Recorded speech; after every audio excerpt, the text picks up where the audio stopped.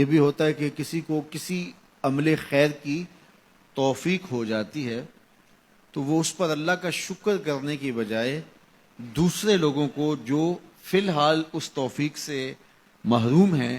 حقارت کی نظر سے دیکھنا شروع کر دیتا ہے۔ بعض اوقات کسی کو نماز پڑھنے کی توفیق مل گئی تو وہ بے نمازیوں کو حقارت کی نظر سے دیکھنا شروع کر دیتا ہے، تو یہ اس کے عمل کا عجب اس کے عمل کو برباد کر دیتا ہے۔ اگر اللہ نے آپ کو خیر کی توفیق عطا کی تو آپ ان لوگوں کو خیر کی طرف لانے کی کوشش میں لگ جائیں جو خیر کی راہ پہ نہیں ہیں۔ بے نمازیوں کو نماز کا عادی بنانے کے لیے آپ کی جد و جہد شروع ہو جانی چاہیے کہ یہ خیر مجھے نصیب ہوا تو اس کو بھی نصیب ہو جائے، نہ یہ کہ آپ کسی کو حقارت کی نظر سے دیکھیں اور خود پسندی کے مرض میں مبتلا ہو جائیں کہ دیکھو میں نمازی ہوں اور میرے پاس یہ ہے اور فلاں کے پاس یہ نہیں ہے۔ تو اس پر اللہ کا شکر ادا ضرور کیجئے کہ اللہ نے مجھے توفیق عطا کی، لیکن کسی کو حقیر جاننے کی بجائے اس کو خیر کی راہ پہ لانے کی کوشش کریں۔ تو یہ آپ کے صالح اعمال کی قبولیت کا ذریعہ بن جائے گا، نہیں تو اگر ریا شامل ہو گئی تو عمل برباد،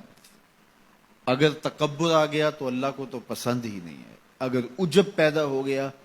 تو عمل کا نتیجہ آپ کو نصیب بھی نہیں ہو سکے گا۔ اس لیے عمل خالص ہو، صرف رضائے الہی کے لیے ہو، وہ عمل مرد نے کیا ہے یا عورت نے کیا ہے اس سے غرض نہیں ہے، شرط ہے کہ ایمان کے ساتھ اس نے صالح اعمال کا ذخیرہ جمع کیا ہے تو اس کو اللہ تعالیٰ جل شانہ ستھری پاکیزہ مطمئن اور خوبصورت زندگی عطا کرتا۔ اب وہ خوبصورت زندگی حیات طیبہ کیا ہے تو سنیے، حضرت سعید بن جبیر رضی اللہ تعالیٰ عنہ فرماتے ہیں کہ حیات طیبہ سے مراد الرزق الحلال ہے۔ اللہ جل شانہ جس کو پاکیزہ اور ستھری زندگی عطا کرتا ہے اس کو رزق حلال عطا کر دیتا ہے۔ حلال رزق کا نصیب ہو جانا ایک خوبصورت زندگی کا نصیب ہو جانا ہے،